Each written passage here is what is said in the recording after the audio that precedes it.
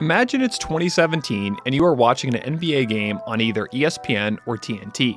Because it's a blowout, you start flipping through channels hoping to catch something interesting. That's when you stumble on a Charlotte Hornets game for some odd reason. You don't know that you could watch local Hornets games, but hey, you were happy to watch a basketball game that is actually close and good. And that's when you notice a really good player.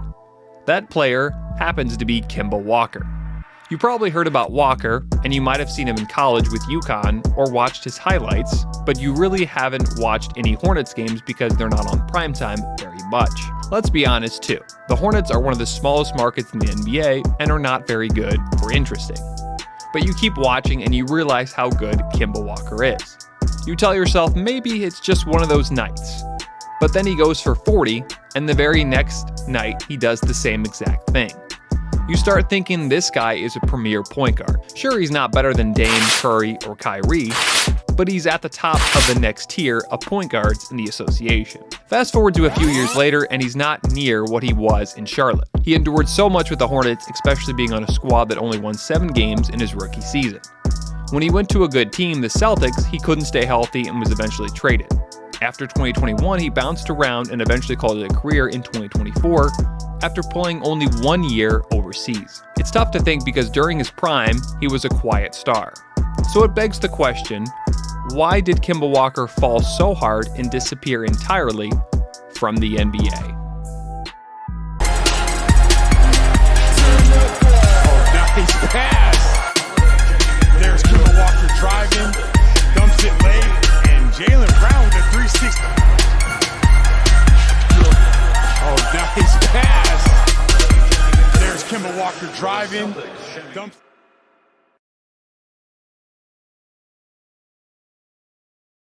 After leading the Huskies to their 3rd national championship in 2011, Kemba Walker decided to declare for the NBA draft despite having 1 more year of eligibility left. Walker was seen as one of the top point guards in a stacked 2011 draft class.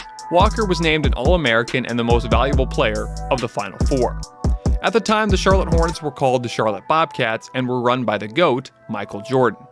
Along with being the owner, Jordan also ran the basketball operations. During his time as an owner, he had so many draft misses, but he actually hit on a good player. He liked Walker a lot and decided to draft him with the 9th pick. After the draft, Walker signed a multi-year deal with Under Armour. Under Armour hadn't quite hit their popularity, at least in basketball, since at the time there was no face of the brand like there is now with Curry.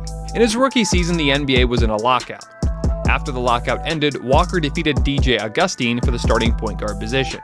He had a solid rookie season as he averaged 12 points, 4 assists, 3 rebounds, 1 steal, and shot 36% from the field. Despite having a solid rookie season, Walker was not selected to the All-Rookie team. It was mostly because Charlotte was the worst team in NBA history, as they only managed to win 7 games. Walker hoped to improve and lead the Bobcats out of the gutter in his 2nd season. He did improve and averaged 17 points, close to 6 assists, 3.5 rebounds, and 1 steal. The Bobcats as a team also improved and went 21-61. They were also not the worst team in the league. Walker set a career high at the time as he scored 35 points in a loss versus the Rockets. After 2 more seasons in which he dealt with a knee injury in 2015, Walker was hoping to break through in his 5th season. In the 2015-2016 season, Walker did just that. The UConn product would go on to average 21 points, 5 assists, 4 rebounds, and almost 2 steals per game. There were many highlights of Walker that season, which including setting a career high and franchise record with 52 points in a double overtime win over the Jazz. In that game, he was 16 of 34 from the field, which included 6-11 from the 3-point line and was 14 of 15 from the charity stripe. Despite not making the All-Star game that season, Walker would lead the Bobcats, now the Hornets, to their 2nd playoff appearance in 3 seasons. The Hornets would be matched up against the Heat. They would ultimately lose in a tough 7-game series. But despite the loss, the Hornets, for the first time in a very long time, their future was looking bright, especially with a rising star in Kemba Walker. Walker would have another breakout season in 2017 as he would make his first All-Star game. He also averaged a career high at the time, averaging 23 points, 5 assists, and shot 40% from the 3-point line. Despite Walker's effort, Charlotte did not return to the playoffs in 2017. In fact, for the rest of Walker's time with Charlotte, they would fail to make the playoffs. something that really bothered Walker as he tried so hard to lead the Hornets forward, but they could never surround him with talent. Also, despite being the greatest player of all time, Michael Jordan was the opposite of that as an owner. Jordan had full control over roster's decisions, something that was never his strength during his time with Charlotte. During Jordan's time as an owner, Charlotte was talked more about changing their name back to the Hornets than actually winning basketball games. For the next 2 seasons, Walker would only improve and would make 2 more All-Star games. In 2019, Walker would make his first All-NBA team as he was selected to the 3rd team. In that season, Walker averaged 25 points, which was top 10 in the league. The Hornets would improve, but once again had another losing season and would miss out in the playoffs by just 2 games. Growing frustrated with losing games and not getting the contract he desired, he wanted out. He got his wish and was eventually sent to Boston in a sign-and-trade deal. On July 9, 2019, Walker was sent to the Celtics on a 4-year deal for $141 million. The Celtics just had lost Irving for the Nets and wanted to pair their young core of Jason Tatum and Jaylen Brown with an experienced point guard. It also helped that the Celtics at the time were coached by Brad Stevens. Kemba Walker was exactly what they were looking for. In exchange, the Hornets would receive Terry Rozier and a protected 2020 second-round pick, which turned out to be Vernon Carey Jr. out of Duke.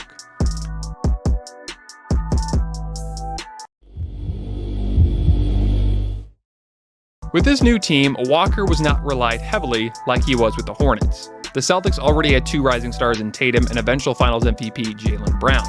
His numbers would drop a bit, but still good enough to be selected to his 4th straight All-Star game. The Celtics were having a great year, but right before the season was shut down because of COVID, Walker was struck with a knee injury that caused him to miss a lot of games after the season was brought back in the bubble. The Celtics would go on to lose to the Heat in the conference finals. Walker aimed to have a healthier season in 2021, but it just wasn't in the cards. Walker had to miss the start of the 2021 season. He would also have to miss several weeks during the season because of knee soreness. Walker only played in 1 postseason game as Boston would fall to Brooklyn in the first round in 5 games. The Celtics decided to move on during the offseason and trade him to the Thunder for Al Horford, Moses Brown, and a 2023 second-round pick. That trade really helped Boston the next few years and eventually win a title. Walker would never play for the Thunder as he would reach a buyout with OKC just 2 months later. The 4-time All-Star would then return to his hometown and sign with the Knicks. At the time, the Knicks were starving for a point guard. They had Derrick Rose, but the former MVP couldn't stay healthy, and at the time, they thought Walker was fully healed from his injuries. But, as you know now, unfortunately, he was not.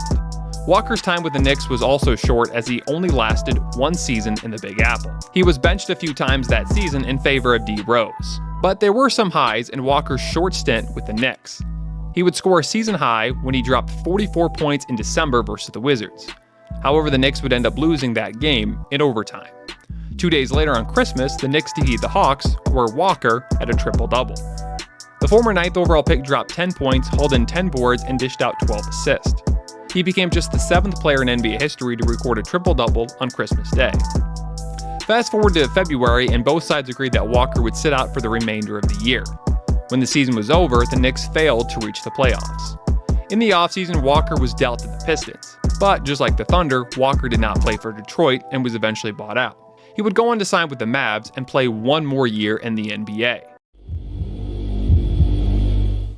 Before his time with the Mavs was over, he had 1 more high as he dropped a season-high 32 points, 5 boards, and 7 assists in an overtime loss to the Cavs. In early January, Walker was waived by Dallas. After failing to sign with another NBA team, he decided to play overseas with AS Monaco for the 2023/2024 season. He only played in the EuroLeague for 1 season. He averaged 4 points in 26 games played. After returning from overseas, Walker announced his retirement. Today, Walker is back with the Hornets as a player enhancement coach. Do you remember when Kemba Walker was one of the top point guards in the league? Why do you think he struggled to find consistency after his time with the Hornets? Let me know in the comments your thoughts. As always, don't forget to like the vid and subscribe. It helps more than you know. Thanks for watching.